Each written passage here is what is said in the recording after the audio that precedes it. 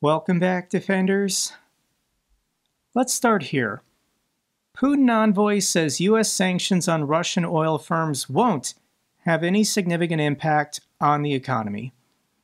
This is what the Russians are saying, but then I saw this headline. Lukoil to sell international assets days after U.S. sanctions hit Russia's oil giants. Lukoil's fire sale marks the first major Russian retreat from international energy markets since Trump sanctioned Russia last week. This is the fallout so far for Lukoil. Lukoil refineries in Romania, Bulgaria, and the Netherlands will be sold or shut down. Lukoil-owned T-Boil in Finland has had their fuel deliveries suspended. Refineries in Hungary and Slovakia might also have their fuel deliveries suspended soon. Viktor Orban is begging for an exemption to these sanctions, but I don't think he's going to get them. The sale of the assets is conducted under an OFAC wind-down license. Whenever the U.S. Treasury puts sanctions on a company or a person, usually they're granted a 30-day license to wrap up transactions. This is mostly out of consideration for the other buyer or seller in the transaction. They're not being sanctioned, so they have 30 days to wrap up buying, selling, doing whatever. If necessary, the company plans to apply for an extension of the license to ensure uninterrupted operations of its international assets. Maybe, I don't know. But Lukoil is done. The company is done. They can still do business in Russia and maybe countries like Iran and China. But any civilized country that still does business in US dollars, which is most of the world's energy markets, they can't buy or sell in US dollars with anyone, for anything, anymore. This company is screwed. Russian stocks slide as Ukraine peace talks continue to stall, and the Russian stock market is currently dying. Lukoil has dropped 20% in the last week. Rosneft is the other company that was sanctioned, and this is down 13%. Overall, this is the Russian stock market. This is MOEX. The point value was about 3,000 going back 2.5 months. It's now at 2,500. That's roughly a 15% drop in 2.5 months. This is because Russia doesn't want to stop this war. They want to keep going. They want to start more wars. And it does kind of feel like Donald Trump is trying to make them stop. Financial sanctions are great, the more the better, but kinetic sanctions are going to win this war on the front lines. Ukrainian special forces hit Luhansk oil depot, caught on thermal footage. Ukraine at the moment is going hard on any kind of oil or pipelines that are supplying the occupied territories. The Ukrainian military wants to completely starve frontline Russian forces of gasoline and fuel. This is a strike that was conducted in Luhansk. I can link the video down below. It's just a thermal video showing the FPV slamming into these oil containers in the Luhansk region, which is being used by the Russian military. And this is a fantastic thread from Chris O. I'll link the entire thing down below. Unfortunately, these videos that he includes don't have subtitles, but he types out what's being said in these conversations. Russian soldiers say that the army isn't issuing them with fuel for combat operations. They are trying to buy it with their own money, but are struggling to obtain it in Donetsk because only coupons are now being accepted as payment due to the ongoing fuel shortage in the entire occupied region. In a series of short videos filmed at an RTK gas station in Donetsk City, a man records a gas station attendant refusing his request to buy 120 liters of gasoline, despite his pleas of military necessity and people outside selling gasoline illicitly for cash. This is a Russian soldier, with his own money, trying to buy gasoline in Donetsk City and being told no. You can only get gasoline if you have purchased special coupons from the manager. Well, that requires permission. That's prohibited. Look, this is needed for the soldiers, for combat missions, for evacuees, for the evacuation of the wounded. I need 120 liters of gasoline. That's what's being said in the video, but there's no subtitles. I can't give you fuel that I don't have. I have some fuel left, but you can only have it by coupons, by order of the gas station management. Just now, cars were parked for money, selling gasoline for money, from the people who sold gasoline at the gas station for money. The man then leaves the gas station and records a second video denouncing the operators and the drivers openly selling on the black market, basically. This guy doesn't want to pay the black market rates. So if you're buddy-buddy with the gas station manager, you can buy these coupons from him and then go on the corner and charge double to make profit for yourself. It would be better if they sold it for money, but instead they use vouchers. What kind of joke is this? Nothing is more important than the lives of soldiers. It's the same BS that's going on. What do you mean some kind of nonsense is going on? In a third video, he shows the cost of fuel has soared in recent weeks. Basically, it's some kind of money-making scheme. 98 rubles per liter. That is what is being read on the boards that still have fuel available at gas stations in the occupied territories. Russian soldiers are being refused the sale of gasoline when they're trying to buy it with their own money.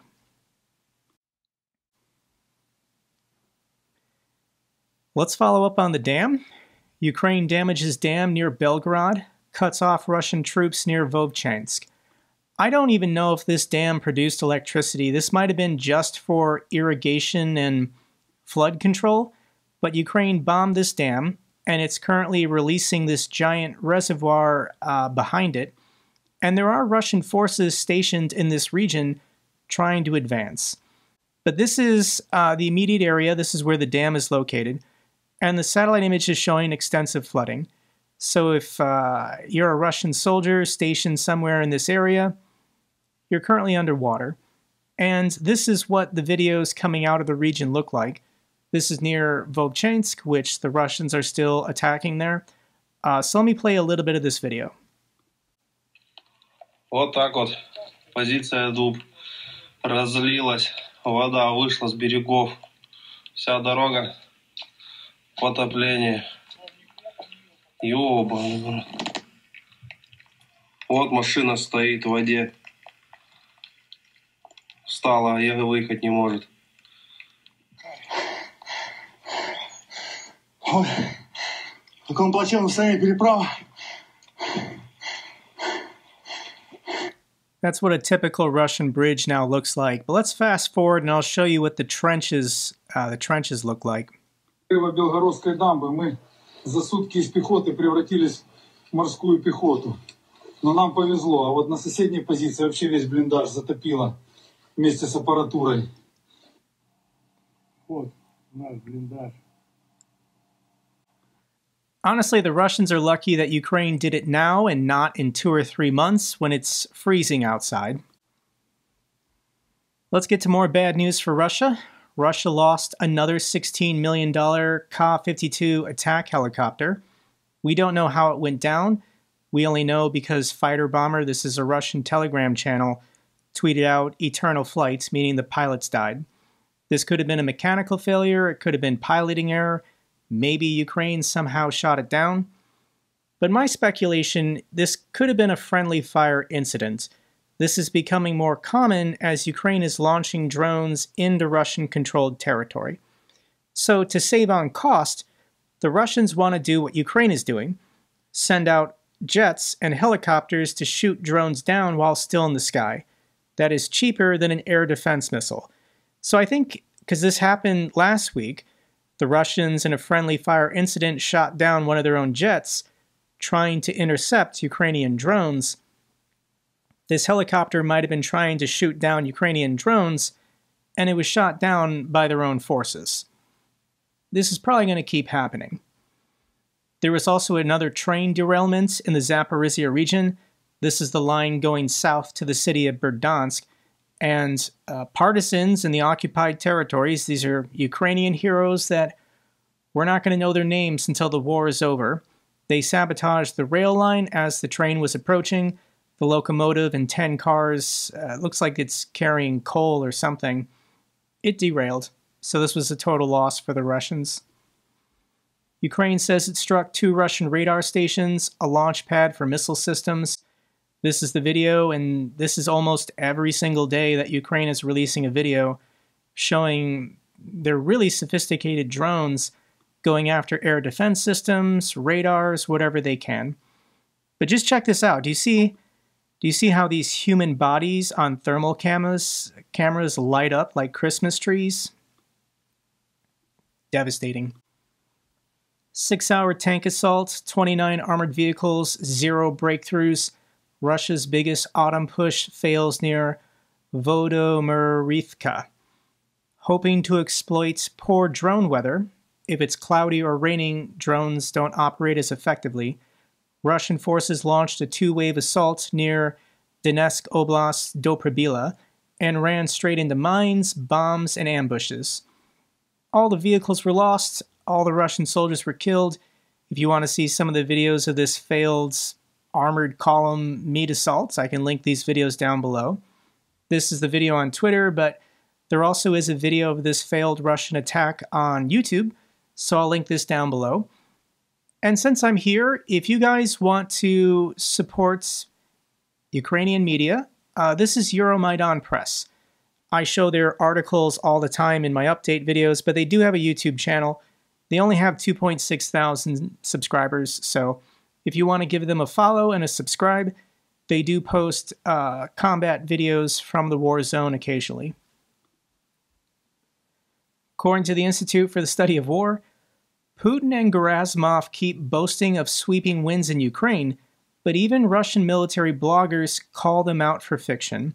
So this is a briefing that Gerasimov was giving Putin about the war, and Russian military bloggers are upset that Gerasimov is lying about territorial gains.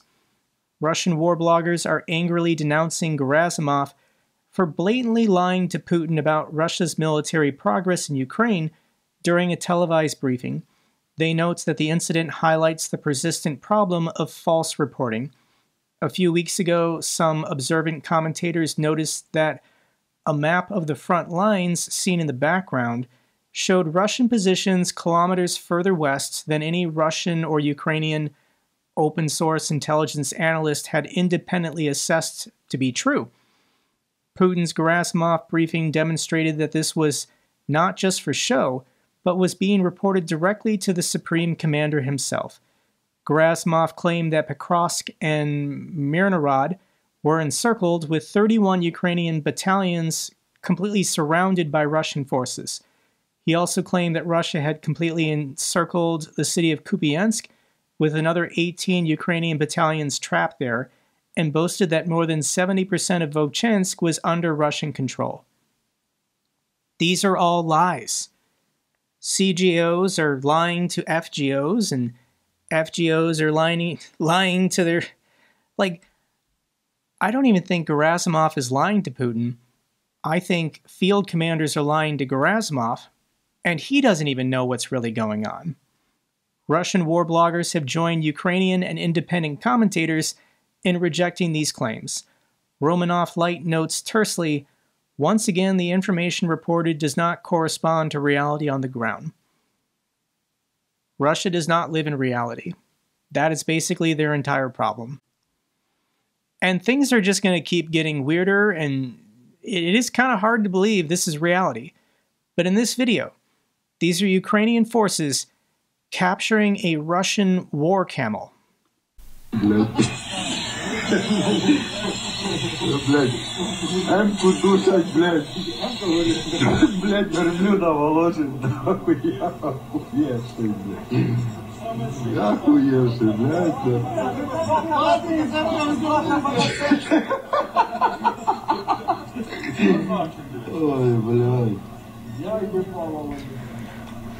So it looks like this M114 is broken down. This is an American Humvee. These are Ukrainian soldiers, and they're saying that they captured a camel somewhere on the front lines.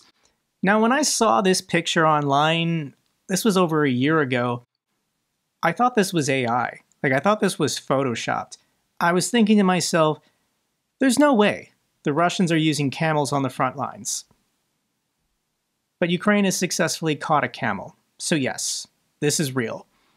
And of course, this is very meme-worthy. I liked this comment. That's not a combat camel. This is a combat camel. I have no clue what military this is, but probably one of the Gulf states. Russia says it downed 193 Ukrainian drones overnight. So yes, we're not really getting good pictures and videos and reports, but Ukraine is launching drones into Russia. Zelensky today said that flamingos have been launched at military targets in Russia. We're just not getting video from Russian soldiers dumb enough to film the video and then get in trouble. But this is pretty devastating. I mean, almost 200 drones, coordinated assaults in a single night. Smoke rising over Moscow skyline as reports of drone attacks. Some of these drones went into Moscow, and I do think most of them were intercepted. I'll show you why. But Putin is desperate to not have the capital city perturbed, inconvenienced. This is how insane this is for the capital city of Moscow. This is a map put together by Radio Free Europe, and this shows all of Russia's air defense systems protecting the capital city, protecting Putin and the Kremlin. So it's broken down. These blue are radio technical stations. These are radars. The yellows are Panzer towers. The red are S-300 or S-400. And then the green are ramps where I think Panzer systems can be relocated. So these air defense systems do shuffle around. This is what these towers look like. I mean, anybody driving around or maybe even from satellites, you can see these, so you know where Russia is constructing them. But does this look like a country that's currently winning a war? A special 3-day military operation? We're going on year 4 of the war, and this is how they're protecting their capital city. This picture also went viral of Russian soldiers with a pickup truck, a technical, outside the walls of the Kremlin, looking for Ukrainian drones to shoot down. Attacking the Kremlin isn't going to end the war, but I do think it is symbolic. I think Putin lives in fear of the Kremlin being struck, you know, a parapets or turrets or something on fire, and then those pictures and videos will go viral, and it will weaken Putin's image. Putin, for 25 years, has tried to have this tough guy image that he's invincible, and I think he's terrified of the optics. What would it mean if a Ukrainian drone successfully struck the Kremlin? Mystery flash triggers power outage for 100,000 Russians on Russia's Sakhalin Island. The Sakhalin Island is north of Japan. This is Russia's Far East. And there was some kind of explosion at their thermal power plant.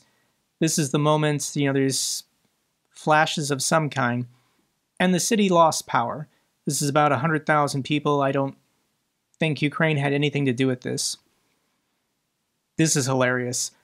A Russian floating heavy lift crane, the PK-700, capsized in the port of Sevastopol. Yes, there's a video. I can link it down below, but this is the crane in the port city of Sevastopol, tipping over for some reason. I don't know. You're drunk, Russia. Go home. That's all I have to say. Hundreds of Russian troops inside Pokrovsk. This is according to various military sources. But the situation in Pokrovsk is getting pretty bad. The Russians have been inching towards this city for almost 2 years. It was a year and a half ago that the Russians finally took the city of Avdiivka, the next major city, you know, 20,000 or greater, was Pokrovsk. And Ukraine has been trading land for time. A little bit of land here, a little bit of land here, for more time. But the Russians are now in the city. I think they've established some kind of routes to get troops in, and this is now street fights. But it's not like it was with Bakhmut. Considering the critical situation in Pokrovsk and with the aim of saving the city from Russian occupation, Ukrainian special units have already arrived in the hottest defense direction. So Ukraine is ordering special forces to help contain the situation, try and push the Russians back. But this is what the front lines in Pokrovsk look like.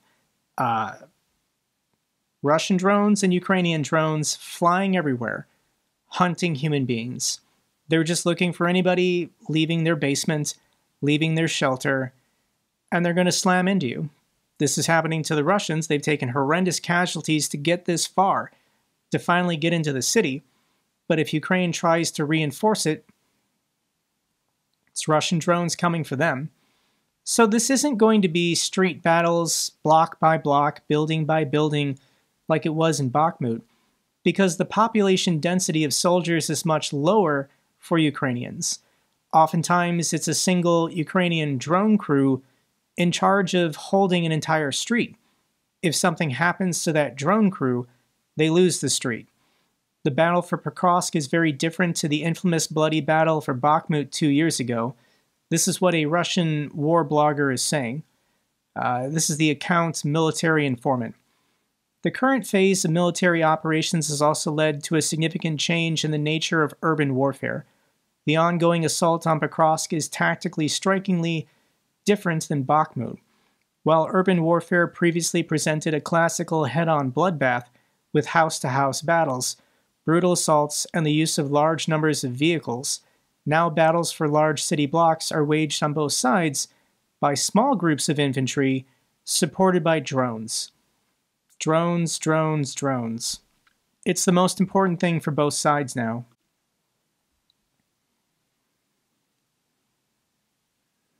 It's going to be a tough week. Ukraine is doing their best to hold on to Pokrovsk, but this has been Russia's primary focus for almost 2 years now. Aside from that, Russia just continues their campaigns of terror. Over 100 million in losses reported after Russia's weekend missile strikes on Kyiv. So at the moment, Russia is just targeting any business that hires people, pays their salaries, and generates tax revenue. Russia's strategy is just to inflict as much pain and suffering on private businesses in the capital city of Kyiv. 2 weeks ago, they blew up a hummus plant, like the food.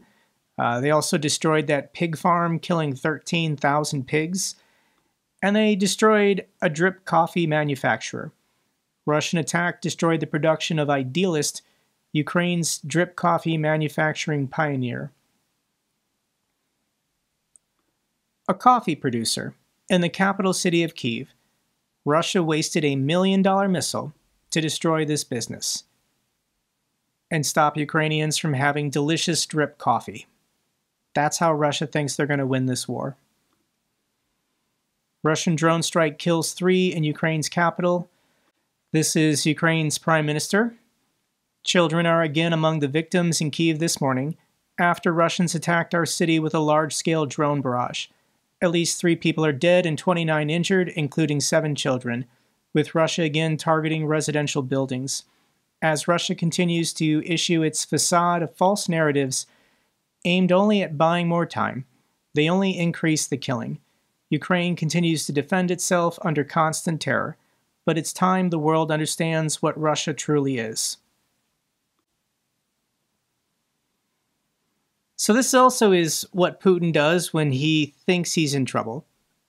Saber-rattling his nuclear arsenal. It's the only thing Russia knows how to do when they're backed against a corner. Putin says Russia successfully tested the Burevestnik nuclear-powered missile. Okay, so this nuclear-powered missile is a cruise missile that they're saying can fly indefinitely.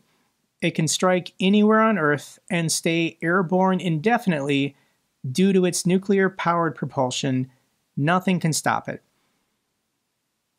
The United States does not have this capability because this capability serves no purpose. It's been more than half a century that Russia has had the capability to kill everyone on Earth with their nuclear weapons. so they can keep slicing and dicing and inventing new fancy technology, but it adds no extra capabilities. This thing is not going to help Russia win this war in Ukraine, because they can't use their nuclear weapons. The missile flew for this test for 15 hours and traveled 14,000 kilometers, according to Gerasimov, so it's up to you if you want to believe the guy who lies about everything. During the flight, the missile completed all prescribed vertical and horizontal maneuvers, showcasing a high capability to evade missile defense and air defense systems. No, this thing can be shot down. This thing can be shot down and intercepted like any other cruise missile. It's not a wonder weapon. It can go a long distance, that's cool, but like, does Russia want to attack the United States via the South Pole? Like, does it want to go an extra distance that's not necessary? This is stupid, guys. Russia's unique Burevestnik missile doesn't really have any use. Trump says Putin should focus on ending Russia's war in Ukraine and dismisses the missile test. So this is the wrong attitude if the Russians want to back out of these sanctions. They keep provoking and escalating, because that's what they always do. But that's also what Trump does. So this is where we want to go. This is what we want, guys. We do not want Putin and Trump getting along. We want them fighting. So this is Trump's reaction to the missile test. Russia said this week that they've tested a new missile that can go more than 8,000 miles. Is that saber-rattling for you? What is that? They know we have a nuclear submarine, the greatest in the world, right off their shores. So, I mean, it doesn't have to go 8,000 miles. And they're not playing games with us. We're not playing games with them either. We test missiles all the time. But, you know, we do have a submarine, a nuclear submarine. We don't need to go.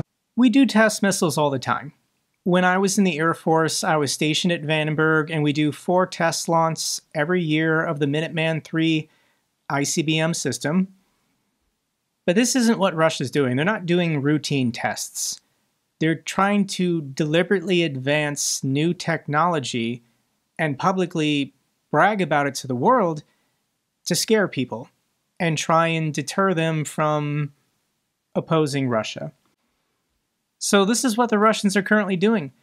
Russia is amassing nuclear weapons and attack submarines in the Arctic Circle as it prepares for war with NATO. This is according to Norway's defense minister. So yes, Russia is moving assets in the Arctic with the intention of intimidation. They're just trying to intimidate NATO, Europe. They're trying to intimidate Trump and MAGA. It's not going to work. What else is he going to say? U.S. Treasury head dismisses Russian propagandist Dmitriev's claims that sanctions don't hurt. So this was a huge failure. Kirill Dmitriev, Putin sent him to New York City to do interviews like on ABC, Fox News, everywhere. And he did not do a good job. He did not have the proper messaging to get these oil sanctions reversed.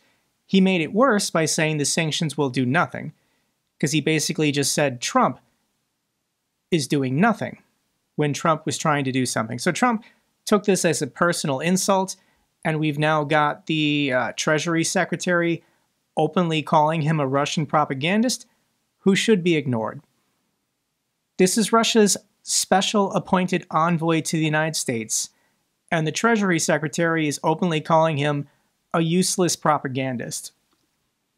Putin envoys U.S. misadventure, disinformation dressed as diplomacy. None of this is genuine. None of this is real. Russia has no intention of stopping this war. They have no intention of stop killing people. They want to continue the war. They want to expand it. They want to invade more countries. So yes, it's time we stop pretending like this guy is negotiating anything in good faith when he doesn't have the ability to negotiate anything, because Putin, under no conditions, wants to stop this war. And I'm waiting for the volcano eruption on Kremlin State TV. This is the latest clip from Russia Media Monitor. Solovyev wants Russia to sink the USS Gerald Ford. So they're threatening to kill thousands of American sailors by nuking one of our aircraft carriers. This is what they're saying on Kremlin State TV today. At long last, we will move on to using different kinds of weapons. We'll finally strike as hard as we can. We'll finally stop playing games. Let's finally erase everything off the face of the earth and calm down. They're just casually, saying they want to kill billions of people. In the first place, why are we accepting the very fact that Americans are imposing sanctions against us? Who are they to impose anything against us? Why do we inherently place ourselves in a position where someone can impose something against us? Let's impose sanctions against them. From the outset, why do we accept the rules of the game where Americans are a teacher who is punishing negligent students? He says, don't fight, stand in different corners. In Anchorage, we tried to build a system of relations. After that, they unilaterally say, you know what, we don't want to be meeting. What makes them think we want to meet with them? What makes them think that we need them in this system of relations? By the way, most of Venezuela's weapons are ours. By the way, they don't have enough weapons. They're being threatened. We should send them Bastion, this is a coastal defense missile system, and so on. Quietly give them whatever they need and tell no one. I would also like to point out something interesting. They sent the USS Gerald Ford there, an aircraft carrier. We should destroy the USS Gerald Ford.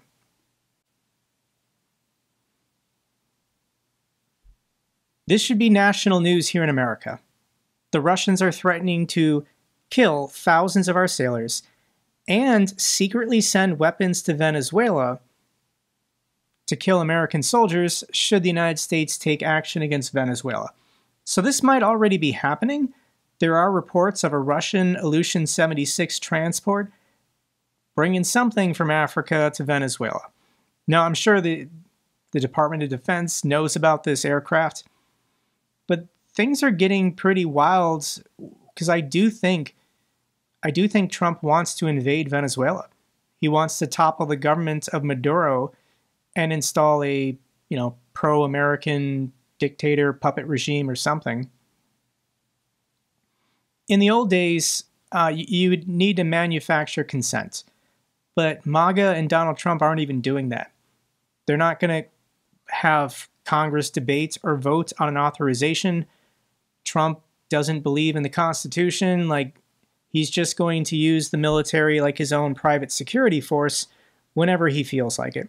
Now, I don't like Maduro. I mean, he is, at this point, a Russian puppet government. So I'm conflicted. I would be happy to see Maduro removed from power, but I don't think Trump has altruistic intentions. He's not trying to bring democracy to Venezuela. He wants control of Venezuela's natural resources. If this is going to happen, it's going to happen this winter. It's going to happen probably in January. I think Trump's going to want to get through Christmas and New Year's, but if he's going to order the military to attack Venezuela, it's going to happen in January or February. Not a good thing. Stick with the channel, we'll cover it. Final video I have for you is once again from journalist Zarina Zabriskie. She attended a gathering of Hersonians in a bomb shelter for a kids' theater premiere. These are citizens, children of the city of Kherson, putting on a theater production underground as the Russians continue mercilessly bombing the city. Як росіяни цю стіну підірвали, вода затопила не тільки на Лукаховку, а й дуже багато українських міст і сіл. Українці з інших міст на човнах пливуть туди, рятують людей, тварин. Ой, вишеньку, ой, рани. Я не розумію. Росіяни то бомби, то ракети нас розкидали. Тепер підірвали греблю і затопили нас водою. Але чому? Ми ж нічого поганого їм не зробили. Ой! Дивися, хто це там? Це наша Україна, Ні, це Перемиш. але беремо гарний. Це він зараз гарний. А багато років тому...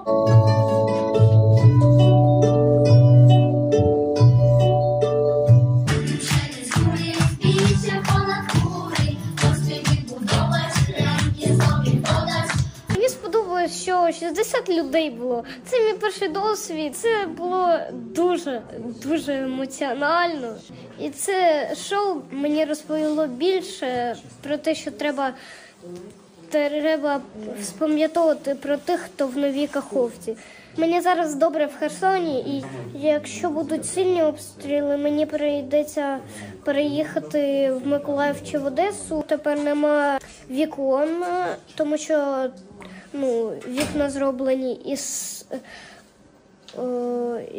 стекла, яке б'ється, і вони розбилися. Кожного дня були сильні обстріли, і навіть неможливо було на вулицю вийти. І у мене тепер нема ні кішки, ні собаки, бо їх вбило. That's all for this update video. Glory to Ukraine, glory to the heroes. If you found this video informative, give me a thumbs up. Best way to support the channel. Comments and questions, let me know down below. I love hearing from you guys. Till the next video, keep defending the truth, keep defending democracy.